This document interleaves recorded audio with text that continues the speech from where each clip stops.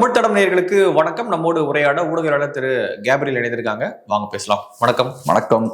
OPS versus EPS பிரச்சனை திரும்ப ஆரம்பிச்சிருக்கு. ஓபிஎஸ் கீழே இறங்கி என்னை எப்படியாவது கட்சியில சேர்த்துக்குங்க, நான் ரெடியா தான் இருக்கேன் அப்படின்றத நேற்று சொல்லியிருக்காரு. நான் ரெடி, இபிஎஸ் ரெடியான கேட்டு சொல்லுங்க அப்படின்னு பிரஸ் கிட்ட சொல்றாரு. ஸோ எப்படி பாக்குறீங்க? ஆனா இபிஎஸ் கிட்ட கேட்கும்போது அவரு பிரஸ்ல சொல்றாரு, அதெல்லாம் முடிஞ்சிருச்சுங்க, செயற்குழுல பொதுக்குழுல கூட்டி நாங்கள் முடிவு பண்ணிட்டோம், அவர் நீக்கம் தான் அவருக்கு ஏடிஎம்கேல இடம் கிடையாது அப்படின்றத இபிஎஸ் திட்டவட்டமாக அறிவிச்சிருக்காரு. ஸோ எப்படி பாக்குறீங்க? பாஜக அழுத்தம் கொடுத்தும் இபிஎஸ் அடிப்பணியில அப்படின்னு எடுத்துக்கலாமா? ஸோ இப்போ அதிமுகவோட உட்கட்சி பிரச்சனையை பத்தி நம்ம பேசுறோம். நம்ம மீடியாலாம் இப்போ ஹைப்பரா இருப்பாங்க அதிமுக பிரச்சனைகள் பற்றி பேசும்போது. ஸோ அதனால் இப்போ பயங்கர பரபரப்பாக எல்லாம் போய்கிட்டு இருக்கு. நம்ம ஒரு 2 days முன்னாடி நம்மளே பேசணும்னு நினைக்கிறேன். இப்போ அதிமுகவை பொறுத்தளவில் அமமுகவோட அலைன்ஸ் ஃபார்ம் பண்ணியிருக்காங்க. அதுக்கான தேவை என்ன? ஏன்னா சவுத்தில் தேவர் கம்யூனிட்டி ஓட்ஸை வாங்கணும் அப்படின்றதுக்காக அமமுகவை கொண்டு வந்திருக்காங்க. அப்பவே நம்ம பேசணும். அப்ப அடுத்தது ஓபிஎஸும் வருவாரா, ஓபிஎஸ் அவர்களோட தேவையும் இருக்கா அப்படின்ற விஷயம் பேசணும். ஸோ அதிமுக பாயிண்ட் ஆஃப் வியூல இருந்து பார்க்கும்போது ஒரு கம்யூனிட்டி வாக்க வாங்கணும்னா அதை ரெப்ரசென்ட் பண்ணக்கூடிய எல்லா கட்சிகளையும் உள்ள கொண்டு வரணும்னு அவசியம் கிடையாது. ஒரு கட்சியோ இல்லைன்னா வேற ஒரு கட்சி, சின்ன கட்சியோ கொண்டு வந்தா போதும். இருக்கிற எல்லா பிளேயர்ஸையும் உள்ள கொண்டு வரணும்னு கிடையாது. ஸோ அதனால அந்த வகையில அமமுகவை உள்ள கொண்டு வந்தாச்சு. ஓபிஎஸ்க்கு அவங்க ஸ்பேஸ் கொடுக்க ரெடியா இல்லை. ரெண்டாவது, ஓபிஎஸ் ஒரு இண்டிவிஜுவலா தான் இருக்காரு, பெரிய ஒரு பவர்ஃபுல்லான ஒரு ஆளா இல்லை. கூட இருந்தவங்களும் தனியா போயிட்டாங்க. ஸோ அந்த சிக்கலும் பார்த்தா ஓபிஎஸ்க்கு இருக்கு. மூணாவது நான் எப்படி பாக்குறேன்னா, நீங்க சொன்னீங்க இல்லையா, பாஜகவை மீறி இபிஎஸ் செயல்பட்டுட்டாரா அப்படின்ற மாதிரி நீங்க சொன்னீங்க.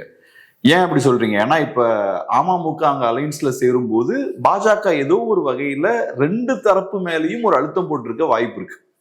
அமமுக மேலேயும் சரி, இபிஎஸ் தரப்பு மேலேயும் அழுத்தம் போட்டு எலெக்ஷன்ல ஜெயிக்கணும், ஸோ 2 பேரும் ஒண்ணு சேருங்க. இங்க அதுக்கான தேவை இல்லை.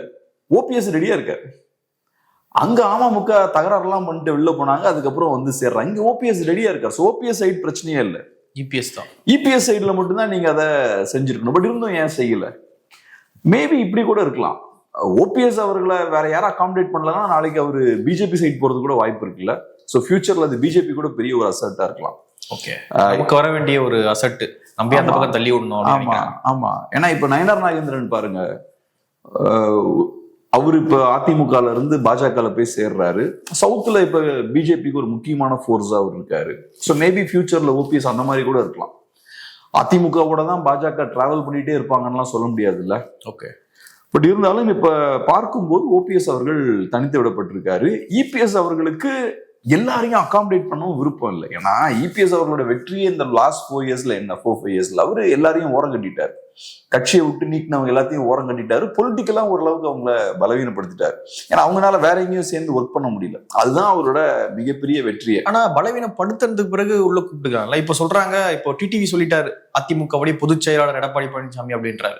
அப்போ தலைமையை அவரு அங்கீகரிக்கிறாரு, ஏத்துக்கிட்டாரு. இப்போ இபிஎஸ் ஓபிஎஸ் தானே சொல்றாரு, நான் ரெடியா தான் இருக்கேன், நீங்க சேர்த்துக்குங்க அப்படின்றாரு. அப்போ இறங்கி வந்துட்டாரு. தலைமையை அவர் கிட்டத்தட்ட ஏத்துக்கிட்டாருல. சோ ஏத்துக்கிட்ட பொழுது அவரால என்ன பிரச்சனை வரும்னு நினைக்கிறாரு? ஏத்துக்கிட்டாலும் ஏத்துக்கலனாலும் இவங்க இபிஎஸ்க்கு எதிரி. இபிஎஸ் பப்ளிக்கா ஏத்துக்கிறாங்க, பப்ளிக்கா அலைன்ஸ் ஃபார்ம் பண்ணிட்டாங்க. பட் இருந்தாலும் நீங்க டிடிவியோட விருப்பம் என்னவா இருக்கும்?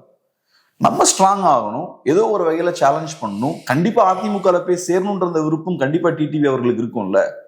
சோ அப்படி இருக்கும்போது உங்க எதிரிகளை பலப்படுத்த வேண்டிய தேவை இல்லைல்ல இபிஎஸ்க்கு. சோ இப்ப நீங்க அலைன்ஸ் ஃபார்ம் பண்ணீங்கன்னா டெஃபினட்டா அது டிடிவியை பலப்படுத்த தான் செய்யும். அதனாலதான் இபிஎஸ் அவர்கள் அதை விரும்பவும் இல்லை உள்ள நாட்டுல.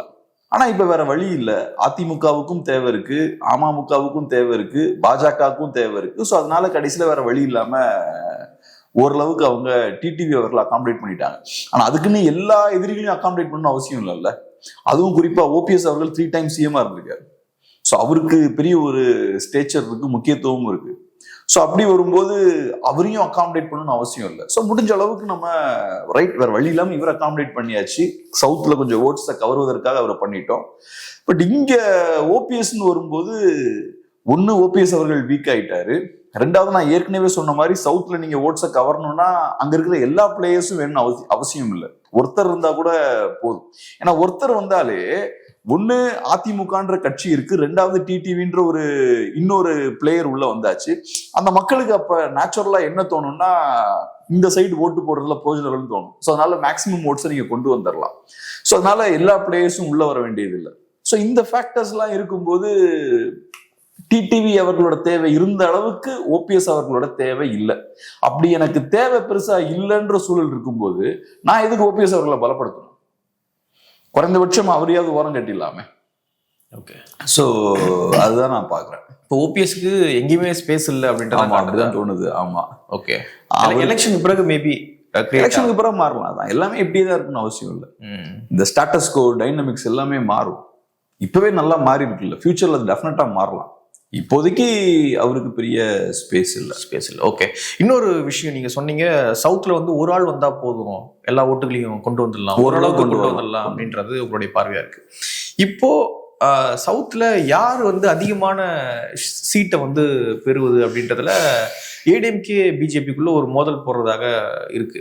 ஏன்னா ஏடிஎம்கேவுக்கு சவுத்துல பலம் இல்லை அப்படின்ற ஒரு பார்வை இருக்கு. 24ல அது கொஞ்சம் உறுதிப்படுத்தப்பட்ட தகவலாகவும் இருந்துச்சு. ஏன் அப்படின்னா அவங்க ரொம்ப படுதோல்வி அடைஞ்சிருந்தாங்க சவுத்துல ஏடிஎம்கே. இப்போ பிஜேபி டிடிவி போறதுனாலதான் பாஜக ஏடிஎம்கேவுக்கு அங்க சவுத்துல பலம் வந்து ஏற்படுது. அப்படி இருக்கும்பொழுது எங்களுக்கு கூடுதல் தொகுதி கொடுங்க அப்படின்னு சொல்லிட்டு பாஜகவும் டிடிவியும் கேட்கறதாலாம் பேப்பர்ல எழுதிக்கிட்டு இருக்காங்க. ஸோ எப்படி பாக்குறீங்க? அதான் அதுக்குள்ள போறதுக்கு முன்னாடி இதை கொஞ்சம் தெளிவுபடுத்திடுவோம். என்னன்னா இப்ப நம்ம பேசும்போது சவுத்துல தேவர் ஓட்ஸை வாங்குறதுக்கு ஒருத்தர் இருந்தா போதும் அப்படின்ற விஷயம் பேசணும்ல. ஸோ எல்லா ஓட்ஸும் வரும்ன்றது நான் சொல்ல வரல. எல்லா ஓட்ஸும் வருமா வராதான் நமக்கு தெரியல. ஆனா விஷயம் என்னன்னா பொலிட்டிக்ஸ்ல ஒரு குரூப்போட ஓட்ஸை நம்ம கவரணும்னா அதை ரெப்ரசென்ட் பண்ற எல்லா கட்சியும் அலைன்ஸ்ல கொண்டு வர முடியாது. ஏன்னா அதுக்கான ஸ்பேஸ் அந்த கட்சிகளுக்குள்ள இருக்காது. 2 அலைன்ஸ் இருப்பாங்க, கட்சிகளும் நிறைய இருப்பாங்க. நீங்க எல்லாத்தையுமே அகாமடேட் பண்ண முடியாது. லிங்குஸ்டிக் மைனாரிட்டிஸோட ஓட் வேணும்னா நீங்க எம்டிஎம்கே டிஎம்டிகே 2 பேரையும் அகாமடேட் பண்ண முடியாது. அதே மாதிரி தலித் ஓட்ஸ் வேணும்னா அதே மாதிரி அங்கேயும் இருக்கக்கூடிய கட்சிகள் எல்லாத்தையுமே அகாமடேட் பண்ண முடியாது.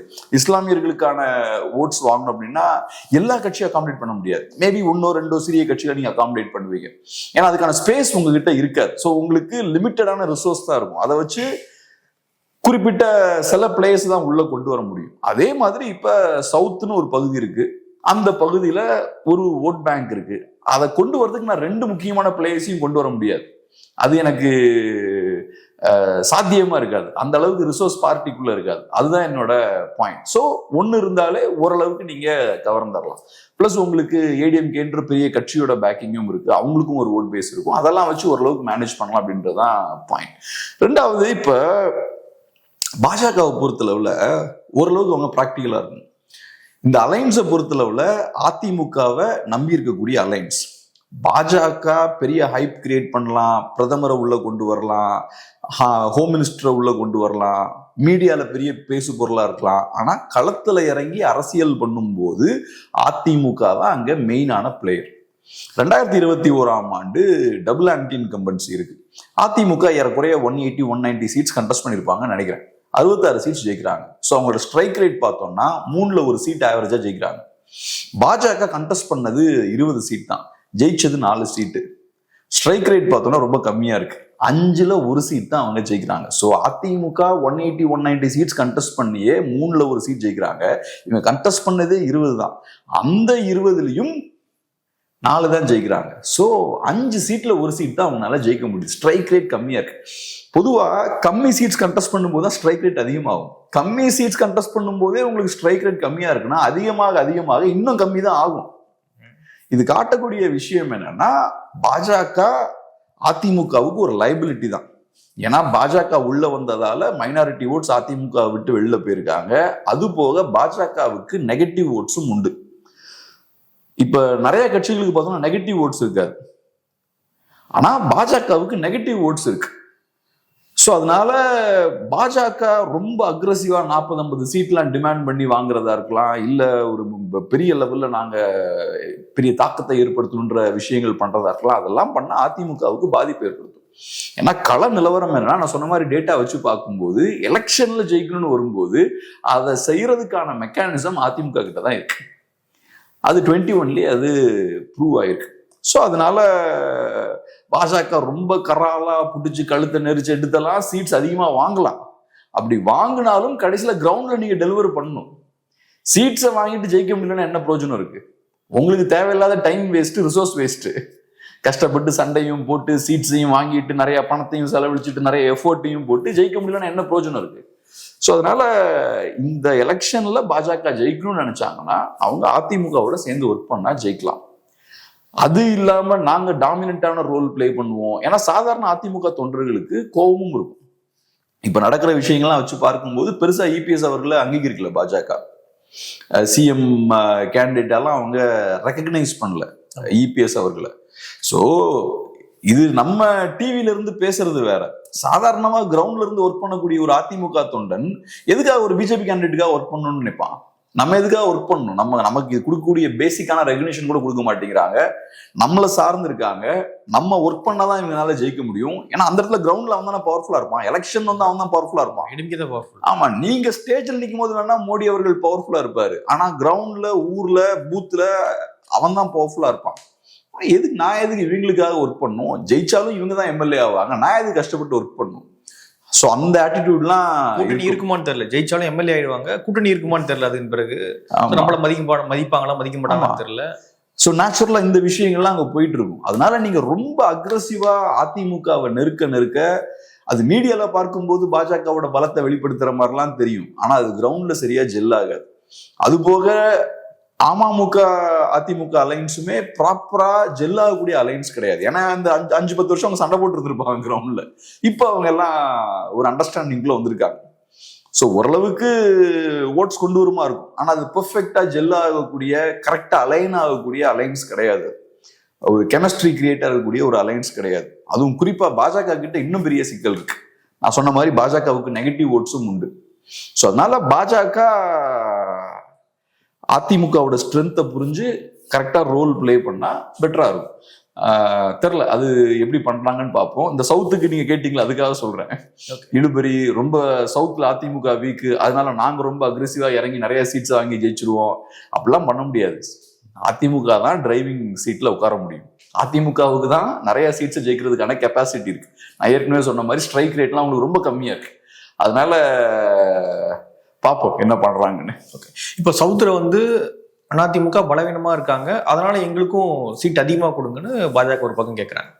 இன்னொரு பக்கம் பாத்தீங்கன்னா கொங்கு மண்டலத்துல அதிமுக போல நாங்களும் பலமாக இருக்கோம், அங்கேயும் சீட் எங்களுக்கு அதிகமா கொடுங்க அப்படின்னா, பலவீனமாக இருக்கிற இடத்துலயும் சீட் அதிகமா, பலமாக இருக்கிற இடத்துலயும் சீட் அதிகமா அப்படின்னு கேட்டுக்கிட்டு இருந்தோம் அப்படின்னா கிரவுண்ட்ல இது ஒர்க் ஆகுமா, ஜெல் ஆகுமா அப்படின்ற ஒரு கேள்வி இருக்குல்ல.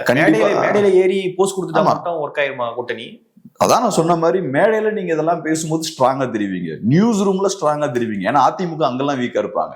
மேடையில நிற்கும் போது மோடி அவர்கள், அமித்ஷா எல்லாம் வரும்போது அதிமுக வீக்கா தெரிவாங்க. டிவி டிபேட்ஸ் எல்லாம் பாஜக பயங்கர பவர்ஃபுல்லா தெரிவாங்க. பயங்கரமான பேச்சாளர்கள்லாம் இருப்பாங்க. அதிமுக அந்த மாதிரியான பேச்சாளர்கள்லாம் டிவி டிபேட்ஸ்ல இருக்க மாட்டாங்க. ஆனா கிரவுண்டுக்கு வந்தாச்சுன்னா அதிமுகவோட பேக்கிங் இல்லாம உங்களால ஜெயிக்க முடியாது. ஸோ நீங்க அதிமுகவை ரொம்ப நெருக்கி பிடிச்சி நீங்க சீட் வாங்கிட்டோம், நம்ம பவரை காட்டிட்டோம் நீங்க நினைச்சீங்கன்னா கிரவுண்ட்ல அது ஜெல் ஆகாது. கிரவுண்ட்ல ஓட்ஸ் அங்க இருந்து டிரான்ஸ்ஃபர் ஆகாது. ஏன்னா உங்களுக்கு வரக்கூடிய ஓட்ஸ்ல 60% மேல அதிமுகவோட ஓட்ஸா இருக்கும். அப்ப அது டிரான்ஸ்ஃபர் ஆகும். அது ப்ராப்பரா டிரான்ஸ்ஃபர் ஆனதான் நீங்க ஜெயிப்பீங்க. 21ல நீங்க ஜெயிக்கல, உங்க ஸ்ட்ரைக் ரேட் ரொம்ப மோசமா இருக்குனாலே அது காட்டக்கூடிய விஷயம் என்னன்னா ஓட்ஸ் உங்களுக்கு பெருசா டிரான்ஸ்ஃபர் ஆகல.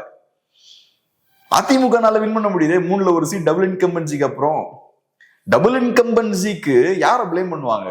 அதிமுகவை தான் பிளேம் பண்ணுவாங்க. யாரும் பாஜகவை பிளேம் பண்ண மாட்டாங்க. இபிஎஸ் தான் பிளேம் பண்ணுவாங்க. ஆனா அதுக்கப்புறமா அவரு 3ல ஒரு சீட் ஜெயிக்கிறாரு.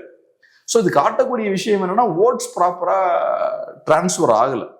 ஸோ அதனால பெரிய அழுத்தம் போட்டாச்சுன்னா அதிமுக வீக்கா தெரிவாங்க. இப்ப பாஜக லெட்ஸே 30 சீட் 40 சீட் வாங்கிட்டாங்கன்னு வச்சுப்போம். அப்ப நேச்சுரலா பாக்குற மக்களுக்கு அதிமுக வீக்கா இருக்கிற மாதிரியான ஒரு இமேஜ் தான் ஏற்படும். போன எலெக்ஷன்ல 21ல 20 சீட்ல கண்டெயின் பண்ணாங்க பாஜகவை. அப்ப என்ன இமேஜ் ஏற்பட்டுச்சுன்னா, பாரா இபிஎஸ் வந்து பயங்கர டஃபா நெகோசியேட் பண்ணிட்டாரு, பாஜகவே வழி கொண்டு வந்துட்டாரு, ஏதோ பாஜக தான் இபிஎஸ் கண்ட்ரோல் பண்ணுதுனாங்க, கடைசியில பார்த்தா 20 சீட் கொடுத்து வழி கொண்டு வந்துட்டாருன்ற மாதிரி சொன்னாங்க. இப்ப நீங்க 30-40 சீட் வாங்குறீங்கன்னு வச்சுப்போம். வாங்கினா ஆப்போசிட் ரிசல்ட் அது ப்ரொடியூஸ் பண்ணும். அடுத்ததாக வந்து இப்போ பிஜேபிக்கு அதிக சீட்டுகள் வந்து ஏடிஎம்கே தரக்கூடாது அப்படின்றத பேசியிருந்தோம். இதே போல அதிக சீட்டு கேட்டு இன்னொரு கூட்டணியிலும் பிரச்சனை நடந்துகிட்டு இருக்கு. காங்கிரஸ் வந்து கிட்டத்தட்ட 30-40 தொகுதிகள் வந்து கேட்கறாங்க அப்படின்னும், 2 ராஜ்யசபா சீட்டு பிளஸ் 2 ராஜ்யசபா சீட் கேட்கறாங்க அப்படின்னும் நிறைய செய்திகள்லாம் வந்துகிட்டு இருக்கு. ராகுலை போயிட்டு கனிமொழி மீட் பண்ணாங்க. ராகுல் வந்து ஒத்துக்கல, நீங்க இதை கொடுத்தே ஆகணும் அப்படின்னு அவரு கட்டாயமா சொல்லியிருக்காரு அப்படின்ற விஷயங்கள்லாம் வந்துகிட்டு இருக்கு. ஸோ அந்த கூட்டணியில நடக்கக்கூடிய அந்த தொகுதி பேரம் எப்படி பாக்குறீங்க? அதான் இப்ப இந்த காங்கிரஸ் பார்ட்டியை பொறுத்தளவுல சிட்டிங் பிரிட்டிங் வாங்கல, ரொம்ப கம்ஃபர்டபுளா உட்காந்துருக்காங்க. இழக்கிறதுக்கு ஒன்றும் பெருசா இல்லை. திமுகவுக்கு அப்படி இல்லை, ஜெயிச்சே தீரணும். இந்த எலெக்ஷன்ல ஜெயிக்கிறதுக்காக என்னெல்லாமோ அவங்க பண்ணிட்டு இருக்காங்க. 4 வருஷமாவே அவங்க ஒர்க் பண்ணிட்டு தான் இருக்காங்க. மீடியா நரேட்டிவை கண்ட்ரோல் பண்றதா இருக்கலாம், அப்புறம் அக்ரெசிவா கேம்பெயின் பண்றதா இருக்கலாம், மற்ற கூட்டணி கட்சிகள்லாம் ஓரளவுக்கு வழி கொண்டு வந்துட்டாங்க. ஏகப்பட்ட விஷயங்கள், இந்த போராட்டங்கள்லாம் நடந்துட்டு இருந்து அதெல்லாம் ஓரளவுக்கு முடிவு கொண்டு வந்துட்டாங்க. இது எல்லாத்தையும் திமுக பண்ணிட்டு இருக்காங்க. ஸோ திமுகவுக்கு இந்த எலெக்ஷன்ல ஜெயிச்சே தீரணும். ஸோ இப்போ நான் நிறைய வேலைகள் செஞ்சிருக்காங்கன்னு சொல்றேன்ல, ஸோ நிறைய இன்வெஸ்ட் பண்ணியிருக்காங்க. அப்ப ஜெயிச்சே தீரணுன்ற கட்டாயம் இருக்கு. காங்கிரஸுக்கு ஒண்ணுமே கிடையாது. இப்ப நான் சொன்ன இந்த விஷயங்கள்லாம் எதுவுமே காங்கிரஸ் பண்ணல. அவங்க குவைட்டா பைஸ்டாண்டர் மாதிரி ஓரமா இருந்து வேடிக்கை பார்த்துட்டு இருந்தாங்க. இப்ப எலெக்ஷன் கிட்ட நெருங்குது, இழக்கிறதுக்கு ஒண்ணுமே இல்லை. ஸோ அதனால அக்ரெசிவா அவங்க நெகோசியேட் பண்றாங்க. திமுகவுக்கு டூ ஆர் டை, எப்படியாவது இதை ஜெயிச்சே தீரணும். ஸோ அதனால காங்கிரஸ் பார்ட்டி அக்ரெசிவா நெகோசியேட் பண்றாங்க, திமுக பின்னாடியே ஓடிட்டு இருக்காங்க. ஸோ எலெக்ஷனுக்கு முன்னாடி பார்த்தோம்னா, ஜஸ்ட் எலெக்ஷன் கிட்ட வரும்போது காங்கிரஸ் பார்ட்டி டஃபா நெகோசியேட் பண்ண ஆரம்பிச்சிருக்காங்க. நம்ம நேத்தே இந்த விஷயம் பேசணும். இப்ப காங்கிரஸ் பார்ட்டியை பொறுத்தளவுல அவங்க நிறைய எதிர்பார்க்குறாங்க. ஆனா திமுகனால நிறைய கொடுக்க முடியாது. ஏன்னா திமுக கிட்ட கம்மியான அசம்பிளி சீட்ஸ் தான் இருக்கு. 234 அசம்பிளி சீட்ஸ்ல கூட்டணி கட்சிகளுக்குன்னு கொஞ்சம் தான் ஒதுக்க முடியும். ஆனா திமுக கூட்டணியில ஏகப்பட்ட கட்சிகள் இருக்கு. ஸ்டாலின் ரொம்ப காஷியஸா இருக்காரு, எப்படியாவது நம்ம ஜெயிச்சே தீரணும். அப்ப எல்லா கட்சியும் வண்டியில ஏத்தியாச்சு, அப்ப எல்லாருக்கும் நீங்க சீட்ஸ் கொடுக்கணும். அப்ப காங்கிரஸ் பார்ட்டிக்கு சீட்ஸா நீங்க அதிகம் கொடுக்க முடியாது. அதிக சீட்ஸ் கொடுத்தீங்கன்னா மற்ற கட்சிகள்லாம் கோச்சுப்பாங்க, கொடுக்க முடியாது. அப்ப திமுகவுக்கு வேற என்ன ஆப்ஷன் இருக்கு? அப்பதான் நம்ம சொன்னோம், அதிகார பகிர்வு அப்போ ஒரு ஆப்ஷனா இருக்கலாம். ஸோ சீட்ஸ் கொடுக்க முடியாதுன்னா புதுசா நீங்க வேற ஏதாவது கொடுக்கணும், அதிகார பகிர்வு அப்படின்ற அந்த இடத்துக்கு நீங்க வரலாம் அப்படின்னு நம்ம பேசணும். அதே மாதிரி இன்னொரு ஆப்ஷன் ராஜ்யசபா சீட்ஸ் கொடுக்கலாம். ஸோ இப்ப நியூஸா வந்துட்டு இருக்கு. எனக்கு சீட்ஸ் நிறைய கொடுக்க முடியாதுன்ற சூழல் ஏற்படும் போது நான் இங்கெல்லாம் போறேன், ராஜ்யசபா சீட்ஸ் மேபி கொஞ்சம் கூட கொடுத்து பார்க்கலாமே அப்படின்ற இடத்துக்கு வராங்க. ஸோ காங்கிரஸ் பார்ட்டி டஃபா நெகோசியேட் பண்றாங்க. எங்களோட தேவை உங்களுக்கு இந்த எலெக்ஷன்ல இருக்கு, அப்ப நாங்க உங்களை ஜெயிக்க வைக்கணும்னா அதுக்கு சமமான சன்மானம் எங்களுக்கு வழங்கப்பட வேண்டும். சீட்ஸ், பவர் எல்லாமே வழங்கப்படணும். காம்ப்ரமைஸ் ஆக மாட்டோம், ஸ்ட்ராங்கா நிக்கிறாங்க. ஓகே, இப்போ அதிகமான சீட்டை வந்து பிஜேபி கொடுத்தா அது ஏடிஎம்கேக்கு இழப்பு அப்படின்னு சொன்னீங்க, அந்த கூட்டணிக்கு என்டிஏல. அப்போ இந்த என்டி கூட்டணியில வந்து அதே தானே இங்கேயும் அப்ளை ஆகும்? அதிகமான சீட்டை காங்கிரஸ் கொடுத்தா டிஎம்கேக்கு இழப்பு தானே? அது இழப்பு தான். இப்ப காங்கிரஸ் பார்ட்டியால் அந்த அளவுக்கு பெருசா ஹேண்டில் பண்ண முடியாது. ஆனா திமுக வழி இல்லைல்ல. காங்கிரஸ் பார்ட்டி பெருசா அதை பத்தி யோசிக்கணும்னு அவசியம் இல்லை. இப்ப காங்கிரஸ் பார்ட்டிக்கும் திமுகவை ஜெயிக்க வைக்கணும்ன்ற அந்த கட்டாயம் இருக்கு. எந்த ஆங்கிள் இருந்து இருக்கு? திமுக தோத்தாங்கன்னா பாஜகவுக்கு அது ஒரு ஃபுட் ஹோல்டு கொடுக்கும். தமிழ்நாட்டில் பாஜக வளருவதற்கு அது ஃப்ரீயான ஒரு ஸ்பேஸ் கொடுக்கும். அதை ஸ்டாப் பண்ண வேண்டிய தேவை காங்கிரஸுக்கு இருக்கு. ஸோ அதனால காங்கிரஸ் பார்ட்டி ரொம்ப பிடிச்சி நிற்கக்கூடாது. ஆனா ஒரு 5-10 சீட்ஸ் எக்ஸ்ட்ரா வாங்கலாமே, இல்ல ஒரு அதிகார பகிர்வுன்னு எக்ஸ்ட்ரா கொஞ்சம் கேட்டு வாங்கலாமே. காங்கிரஸ் பார்ட்டி இப்ப 25 சீட்ஸ் வாங்கியிருக்காங்களா? ஓகே, ஒரு 30-35 சீட்ஸ் வாங்கலாமே அவங்க. அந்த மாதிரி புஷ் பண்ணலாம். பீகார் மாதிரி 16 போய் 60 சீட்ஸ் கண்டஸ்ட் பண்ணாங்க. பீகார்ல 10 ஜெயிச்சாங்க, 10-11 ஜெயிச்சாங்க. 6-7 தான் ஜெயிச்சாங்க. 6-7 10 ஸ்ட்ரைக் ரேட் அவ்வளவு மோசமா இருக்கு. ஸோ அந்த எக்ஸ்ட்ரீமுக்கு போக வேண்டிய அவசியம் இல்லை. பட் ஒரு 30க்கு மேல மேபி ஸ்குவீஸ் பண்ணி அவங்க வாங்கலாம். அதிகார பகிர்வுன்னு வாங்கிட்டாங்கன்னா இன்னும் சூப்பரா இருக்கும். அதை தமிழ்நாட்டில் ஒரு ட்ரெண்டா செட் பண்ணிட்டாங்கன்னா அது ரொம்ப பியூட்டிஃபுல்லா இருக்கும். அதிகார பகிர்வு அப்படின்றதுக்கான வாய்ப்பே இல்லை அப்படின்ற ஒரு சூழலை ஏற்படுத்தியிருக்காங்க. அதை இறக்கி கொண்டு வந்துட்டாங்கன்னா நல்லா இருக்கும். எனக்கு தெரிஞ்சு காங்கிரஸுக்கு அதான் இழக்கிறதுக்கு ஒன்றும் இல்லை. காங்கிரஸுக்கு இதுல ஒரே இழப்பு என்னன்னா, பிஜேபி தமிழ்நாட்டுக்குள்ள என்டர் ஆகிறதுக்கு வாய்ப்பு இருக்கு. அதை பத்தி கூட அவங்க ரொம்ப யோசிக்கணும்னு அவசியம் இல்லை. அதெல்லாம் லாங் ரன்ல தான் நடக்கும். இந்த எலெக்ஷனை பொறுத்தளவுல அவங்களுக்கு ஒன்றும் இழக்கிறதுக்கு இல்லை. ஸோ டஃபா நெகோசியேட் பண்ணி வாங்கிக்கலாம். திமுகவுக்கு அப்படி கிடையாது. திமுக விட மாட்டாங்க, எப்படியாவது காங்கிரஸ் பார்ட்டியை பிடிச்சி உள்ள கொண்டு வந்துருவாங்க. ஏன்னா திமுகவுக்கு இது டூ ஆர் டை பேட்டில் அவங்களுக்கு. ஸோ ஏதோ ஒரு பெரிய சிக்கல் இருக்கு காங்கிரஸுக்கும் திமுகவுக்கும். இந்த எலெக்ஷன்ல பல்ல கடிச்சிட்டு 2 பேரும் சேர்ந்து ஒர்க் பண்ணுவாங்க, அடுத்த எலெக்ஷன்ல இதோட முடிஞ்சிருச்சா அப்படின்னு சொல்லி வெளில போயிடுவாங்கன்னு நினைக்கிறேன். பார்ப்போம். இப்போ கூட்டணிக்காக எடப்பாடி பழனிசாமி அவர்கள் டெல்லிக்கு போகும்பொழுது, டெல்லிக்கு எடப்பாடி பழனிசாமி அவர்கள் அடிமையா இருக்காரு, தமிழ்நாட்டை அடை வைக்க போறாரு, இவரெல்லாம் ஒரு ஆளுமையா தலைவரா அப்படின்னு என்னென்ன பேச முடியுமோ எடப்பாடியே பேசினாங்க. அதே தான் இப்ப நடந்துகிட்டு இருக்கு. கனிமொழி அவர்கள் அதே கூட்டணிக்காக, தொகுதி பங்கீட்டுக்காக போயிட்டு ராகுல் அவர்களை மீட் பண்றாங்க. இங்க ஐவர் குழு இருக்கு, அதை மீட் பண்ணாம ஸ்ட்ரைட்டா ராகுலை போய் மீட் பண்றாங்க. அவரு சில நிபந்தனைகள்லாம் போடுறாரு அப்படின்ற செய்தியெல்லாம் வந்துகிட்டு இருக்கு. ஸோ எடப்பாடிக்கு ஒரு அளவுகோல், திமுக கனிமொழி அவங்களுக்கு ஒரு அளவுகோலா, இதை எப்படி பாக்குறது? இன்னைக்கு நியூஸ் பேப்பர்ல யாரோ ஒருத்தங்க பேசியிருந்ததா நியூஸ் போட்டிருந்தாங்க. இந்த மாதிரி காங்கிரஸ் வந்து திமுக பின்னாடி ஓடிட்டு இருக்கு அப்படின்ற மாதிரி. ஆக்சுவலா உண்மையா திமுக தான் காங்கிரஸ் பின்னாடி ஓடிட்டு இருக்கு. அதான் காங்கிரஸோட பவர். காங்கிரஸுக்கு அதிகாரத்தை எப்படி யூஸ் பண்ணணும்னு தெரியும். ஏன்னா காங்கிரஸ் பார்ட்டி ரொம்ப நாள் அதிகாரத்துல இருந்தவங்க. பவர் எப்படின்னு தெரியும், பவர்னா என்னன்னு தெரியும், இந்த சிஸ்டமையும் எப்படி யூஸ் பண்ணணும்னு தெரியும். ஏன்னா சிஸ்டம் உருவாக்குனது அவங்க தானே, இந்த சிஸ்டம் உருவாக்குனதும் அவங்க தான், இந்த சிஸ்டம் ரொம்ப நாள் யூஸ் பண்ணதும் அவங்க தான். இன்னைக்கு பாஜகவால காங்கிரஸ் கிரியேட் பண்ண சிஸ்டம் பெருசா டிஸ்மேண்டில் பண்ண முடியல, பெருசா அதை உடைக்க முடியல. ஸோ காங்கிரஸ் பார்ட்டிக்கு பவரை எப்படி யூஸ் பண்ணணும்னு தெரியும். இன்னைக்கு ஒரு சின்ன கட்சியா தான் இருக்காங்க. சின்ன கட்சி நான் சொல்றது பிஜேபி கம்பேர் பண்ணும்போது ஒரு 100 சீட்ஸ் அவங்க ஜெயிச்சிருக்காங்க. பிஜேபி அளவுக்கு பவர்ஃபுல்லா இல்லை. அப்படி இருக்கும் போதே அவங்களுக்கு பவரை நல்லா பவர்ஃபுல்லா யூஸ் பண்ண முடியுது. அது 2011ல பார்த்தோம்னா பவர்ல இருக்கும்போது எப்படி யூஸ் பண்ணாங்க? திமுகவை லிட்டரலா கழுத்தை பிடிச்சு நெரிச்சு அவங்க 60 சீட் வாங்கினாங்க. 60க்கு மேல வாங்கினாங்க. 60 வாங்கினாங்களா? 63 சீட்டு. அப்ப உண்மை என்னன்னா பிஜேபியை விட காங்கிரஸ் அதிகாரத்தை இன்னும் அக்ரெசிவா யூஸ் பண்ணிருக்காங்க. ஹிஸ்டாரிக்கலா நம்ம திரும்பி பார்த்தோம்னா அவங்க மக்கள் தேர்ந்தெடுத்த கவர்மெண்ட்ஸை கலைச்சதா இருக்கலாம், இந்த மாதிரி சீட் நெகோசியேஷன் வரும்போது லிட்டரலா கழுத்தை பிடிச்சு சீட்ஸ் வாங்கினதா இருக்கலாம். இப்பயும் பாருங்க, எதிர்கட்சியா இருந்தும் இப்பயும் வீக்கான ஒரு பார்ட்டியா இருந்தும் அவங்களால இந்த விஷயத்த பண்ண முடியுது. திமுகவை லிட்டரலா ஓட வைக்க முடியுது. ஸோ இது காட்டக்கூடிய விஷயம் என்னன்னா திமுக பவர்ஃபுல்லா இருக்கு. காங்கிரஸ் பார்ட்டிக்கு அந்த பவரை இன்னைக்கும் யூஸ் பண்ண முடியுது அவங்களால. ஹிஸ்டாரிக்கலாவும் அவங்க யூஸ் பண்ணியிருக்காங்க. ஸோ அதனால எக்ஸாக்ட்லி இப்ப பிஜேபி இபிஎஸ் ஆட்டி படைக்கிறாங்கன்னா கூட எனக்கு புரிஞ்சுக்க முடியுது. ஏன்னா பிஜேபி பவர்ல இருக்காங்க, இவங்க பவர்லயே இல்லாம ஓட வைக்கிறாங்க திமுகவை. அது பார்க்கும்போது இன்னும் வேடிக்கையா தான் இருக்கு. பவர்ல இல்லாத ஒரு கட்சி, 3% ஓட்ஸ் வச்சிருக்கக்கூடிய ஒரு கட்சி திமுகவை லிட்டரலா வச்சு விளையாண்டுட்டு இருக்காங்க. இப்ப திமுகவுக்கு இன்னைக்கு இது ஒரு பெரிய சிக்கல். மற்ற எல்லா கட்சிகளும் அமைதியா இருக்கும்போது யாரோட சப்போர்ட்டும் இல்லாம காங்கிரஸ் பார்ட்டியால இதை பண்ண முடியும். ஸோ காங்கிரஸ் பார்ட்டிக்கு பெரிய ஒரு லெவரேஜ் இருக்கு. காங்கிரஸ் பார்ட்டி டிசைடிங் ஃபேக்டர் தமிழ்நாட்டில். இது நம்ம ஏறக்குறைய ஒரு வருஷமா பேசிட்டு இருக்கோம். திமுக கூட்டணியில் கூடிய எல்லா கட்சிகள்லயும் முக்கியமான கட்சி காங்கிரஸ் பார்ட்டி தான்.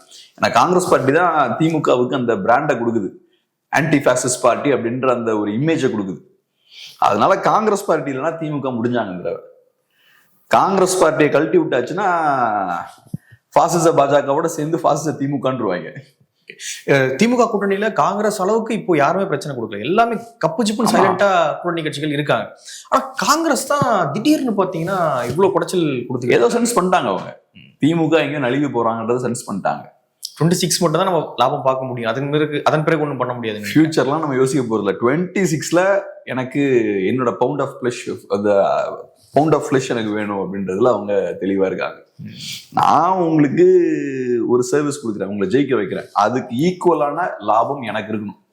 சும்மா ஃப்ரீயால எதுவும் பண்ணி தர முடியாது, நெருக்கி பிடிச்சு வாங்கணுன்ற இடத்துக்கு வந்துட்டாங்க. ஆனா என்னன்னா இப்ப காங்கிரஸ் பார்ட்டி அதிகமான சீட்ஸ் வாங்கினாலும் அது திமுகவுக்கு பெரிய பலவீனமா வெளிப்படாது. இப்ப பிஜேபி நிறைய சீட்ஸ் நெகோசியேட் பண்ணி வாங்குறாங்கன்னா அது ஏன்னா இப்ப பிஜேபிக்கு நெகட்டிவ் ஓட்ஸ் இருக்கு. தமிழ்நாட்டுல ஒரு கட்சி பிஜேபி எதிர்ப்பை மட்டுமே வச்சு வண்டி ஓட்டிட்டு இருக்காங்க. ஸோ தமிழ்நாட்டிலையுமே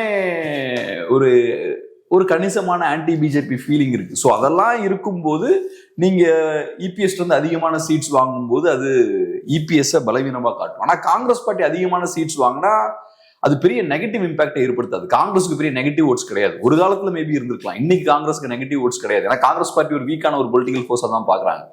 ஸோ காங்கிரஸ் பார்ட்டி அதிகமான சீட்ஸ் வாங்கினா காங்கிரஸ்காரங்க சந்தோஷமா இருப்பாங்க, திமுக காரங்க கொஞ்சம் கோபமா இருப்பாங்க. அதை தாண்டி மக்கள் மத்தியில் அது பெரிய நெகட்டிவ் இம்பாக்டை ஏற்படுத்தாது. ஆனா இப்ப சீட்ஸ் கொடுக்க முடியாது, திமுகவுக்கு பெருசா கொடுக்க முடியாது. அப்போ வேற என்ன ஆப்ஷன்? அதான் இந்த எம்பி சீட் இல்லைன்னா அதிகார பகிர்வுக்கு மேபி நகரலாம். அந்த அளவுக்கு நகர்த்திட்டாங்கன்னா ரொம்ப நல்லா இருக்கும். ஓகே, வெயிட் பண்ணி பார்க்கலாம் நடக்குது அப்படின்னு நிறைய விஷயங்கள் நம்மளோட பகிர்ந்துக்கிட்டீங்க. நன்றி. நன்றி.